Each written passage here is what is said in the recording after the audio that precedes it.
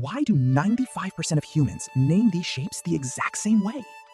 In 2001, researchers Vilayanur Ramachandran and Edward Hubbard set out to prove that every human being is born with a secret, universal connection between sight and sound. One shape is called Kiki, and the other is Bouba?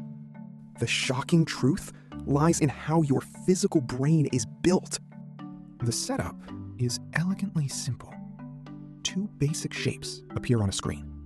One is a sharp, jagged starburst. The other is a soft, curvy, rounded blob. Researchers ask a single question. Which of these is Kiki, and which is Bouba? Instantly, 95% of people point to the jagged starburst and call it Kiki, and label the round blob Bouba. It seems like a universal human instinct, but mainstream skeptics quickly dismissed it as a simple trick of the alphabet. They argued that the sharp visual angles of the written letters K and I look like the starburst, while the round letters B and O look like the blob. They claimed it was just a reading habit, not some deep secret hidden inside the human brain. To prove them wrong, researchers had to strip away written language entirely. Therefore, researchers set out to find a non-literate population. Andrew Bremner led a 2013 field study deep in the grasslands of Namibia with the Himba tribe. The Himba do not use written alphabets and have zero exposure to Western media. If the skeptics were correct, these tribal participants would choose randomly. But they did not. When shown the shapes, the Himba instantly matched the jagged starburst to Kiki and the curvy blob to Bouba.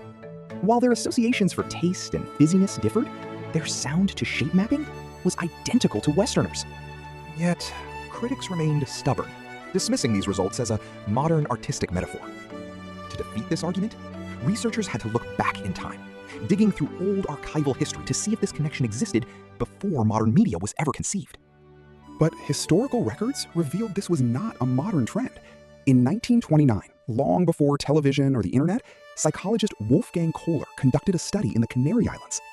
Testing Spanish speakers with similar shapes and the nonsense words taquite and baluba, he recorded the exact same matching behavior.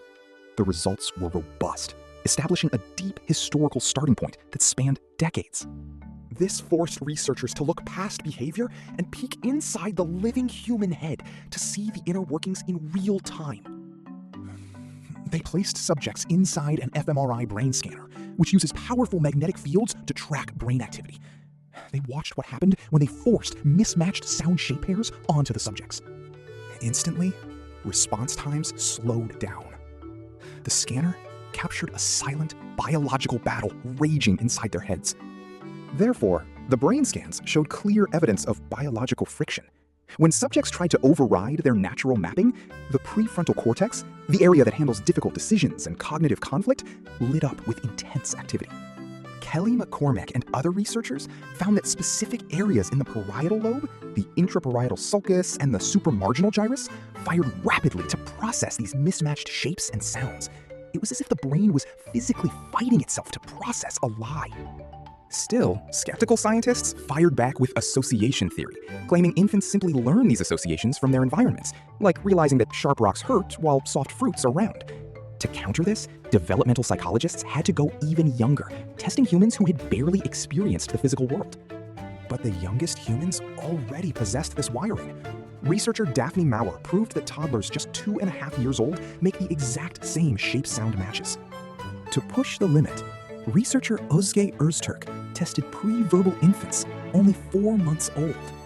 Too young to understand physical adjectives, these babies stared significantly longer when the shapes and sounds did not match, proving they noticed the mismatch. Going further, Dr. Maria Loconsoli showed that newly hatched baby chicks with zero experience of human language or objects instinctively grouped these shapes and sounds together. This was not a learned habit or a cultural trick. It was a pre-linguistic mechanism programmed into the nervous system from birth. This raised the ultimate question. Where exactly is this physical bridge located in our biology? Therefore, Ramachandran and Hubbard analyzed clinical patients with localized brain injuries to isolate the biological bridge. They discovered that damage to a very specific fold of the brain, called the angular gyrus, completely wiped out the ability to map Bouba and Kiki. Yet, these patients retained perfectly normal intelligence and vocabularies. The angular gyrus sits precisely at the junction of the brain's visual, auditory, and touch centers. It acts as a literal, hardwired cortical bridge. By plotting sound waves on an oscilloscope, which draws sound as a moving line, scientists revealed why. The word Kiki has sharp, sudden acoustic spikes, while Bouba has smooth, rounded curves.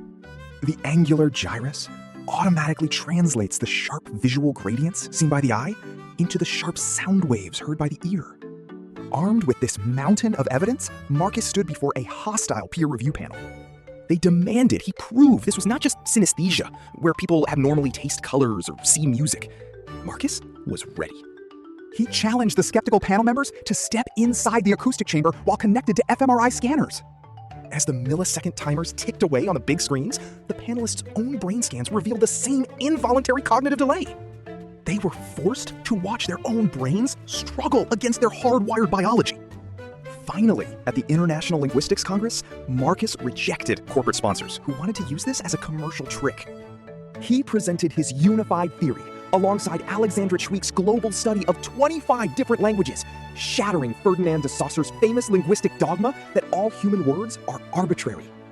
Now that we know our brains are physically programmed to connect specific sounds with sharp shapes, what happens when this same sensory map is exploited by modern advertisers to manipulate what you buy?